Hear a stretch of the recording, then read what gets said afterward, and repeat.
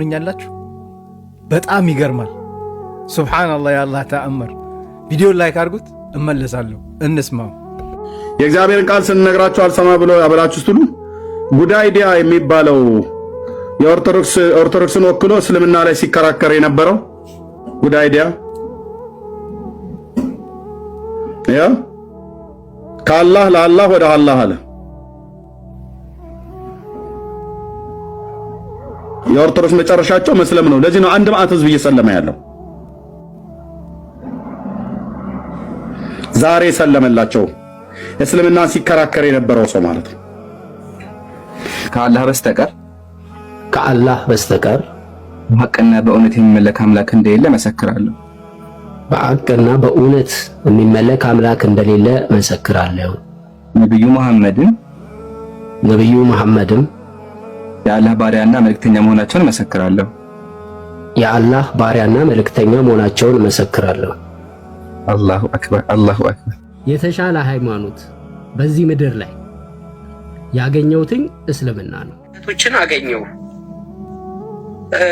ኢየሱስን እኔ ክጄ አይደለም ወደ እስልምና የመጣሁት። አሁንም ለሚሰሙ ሰዎች ለሁሉም ክርስቲያኖች እንዲገባቸው ኢየሱስን እኔ አልካድኩትም። መሲሁነቱን አምናለሁ። ለእስራኤል የተላከ ንጉሥ እንደነበረም አምናለሁ።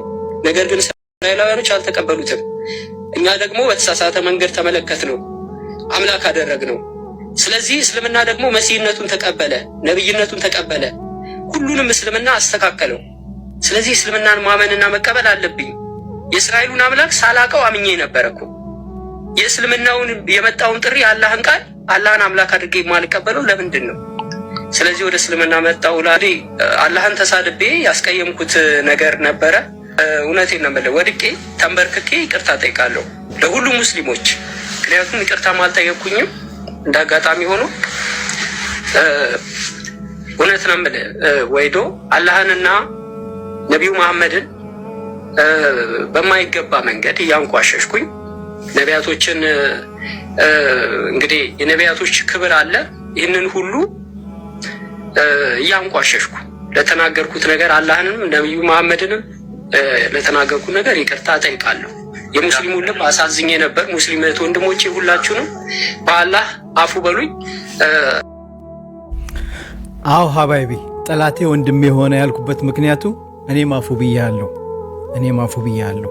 ይሄ ልጅ የምሰራቸው ቪዲዮ ላይ እየገባ ሁሌ ነቢዩና አላህን በጣም ሲሳደብ የነበረ ነው። ሱብሃንአላህ።